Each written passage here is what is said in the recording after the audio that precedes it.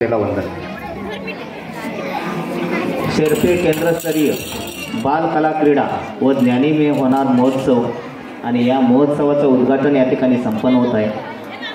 आणि उद्घाटन संपन्न होताना या व्यासपीठावर उपस्थित माजी वित्त व बांधकाम सभापती सन्माननीय रवींद्रजी जटार साहेब, या गावचे सरपंच ब्रह्मदंडे साहेब, शेरपे सरपंच पांचाळ मॅडम, सर्वच गावचे व्यासपीठावर विराजमान असलेले सरपंच, उपसरपंच, या शाळेचे शाळा व्यवस्थापन समिती अध्यक्ष गोटणकर साहेब आणि सर्वच शाळांचे शाळा व्यवस्थापन समिती अध्यक्ष, उपाध्यक्ष, सर्व सदस्य, या ठिकाणी सर्व उपस्थित पालक, ग्रामस्थ वर्ग, शिक्षक वर्ग, सर्व विद्यार्थी आणि बालमित्र हो, 1995 पासून महाराष्ट्र शासनाच्या वतीने सिंधुदुर्ग जिल्हा परिषद हा क्रीडा महोत्सव मोठ्या थाटामाटात साजरा करतो। आणि यामागचा उद्देश म्हणजे शिक्षक, विद्यार्थी, शिक्षक पालक, विद्यार्थी पालक, शिक्षक समाज आणि समाज शाळा यातील अंतर कमी व्हावं, हा सर्वात मोठा उद्देश आहे। आणि या क्रीडा महोत्सवामुळे आपण पाहतो आहोत की या क्रीडा महोत्सवात समाजाचाच जास्त सहभाग दिसून येतोय। आणि जो उद्देश आहे शाळेतील आणि समाजातील अंतर व्हावं, ते 1995 पासून आतापर्यंतचा इतिहास बघितला तर नक्कीच तो कमी झालेला आहे। या स्पर्धेचं आणखीन एक वैशिष्ट्य सांगता येईल की या स्पर्धेमुळे, या क्रीडा स्पर्धेमुळे, या महोत्सवामुळे विद्यार्थ्याचा सर्वांगीण विकास आपण साधणार आहोत। यामध्ये कलात्मक गुणांना वाव आहे, क्रीडात्मक गुणांना वाव आहे आणि ज्ञानात्मक गुणांना सुद्धा वाव आहे।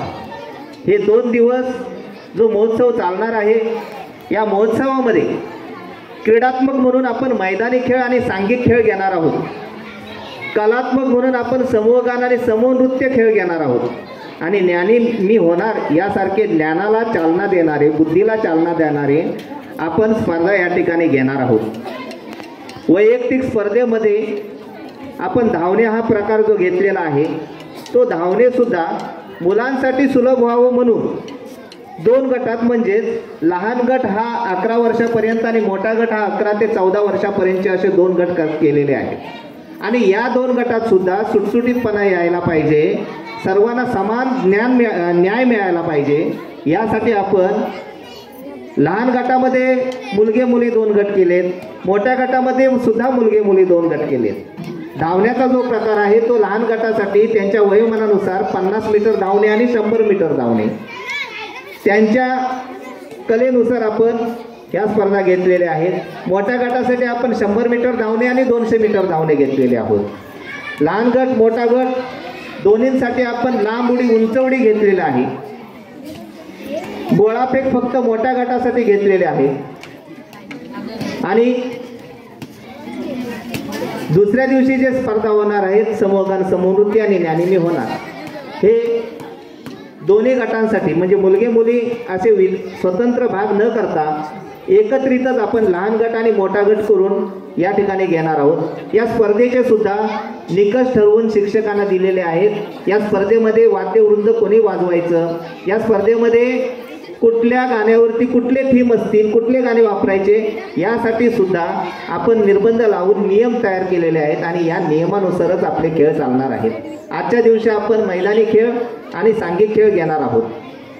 ज्ञानीमय होणार या स्पर्धेसाठी अधिक वस्तुनिष्ठता यावं, यासाठी आपण ज्ञानीमय होणारचे प्रश्न उद्या सकाळी 8 वाजल्यापासून प्रत्येक गटासाठी जे नेमलेले पंच आहेत, त्या पंचाने स्वतंत्र वर्गामध्ये जाऊन ते प्रश्न काढायचे आहेत। आणि ते प्रश्न काढल्यानंतर सीलबंद लकोटा तयार करून क्रीडा प्रमुख व उपक्रीडा प्रमुख यांच्या ताब्यात द्यायचा आहे। आणि जेव्हा स्पर्धा सुरुवात होतील प्रत्यक्ष, त्यावेळी ते लकोटे सर्वांच्या समोर सगळ्यांच्या साक्षीने फोडायचे आहेत।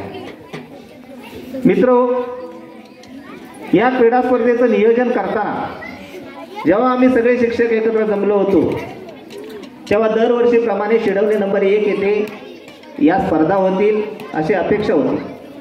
परंतु या शाळेच्या मुख्याध्यापकाने बोलून दाखवलं की आमचे अध्यक्ष गोटनकर यांची इच्छा आहे की आपल्या शाळेमध्ये या स्पर्धा व्हाव्या आणि कुरंगवणे खैराट या शाळेचा विचार केला तर स्पर्धेच्या दृष्टीने इथली भौतिक परिस्थिती कोणत्याही प्रकारे या ठिकाणी उपलब्ध होणार नाही असंच आम्हाला वाटत होतं.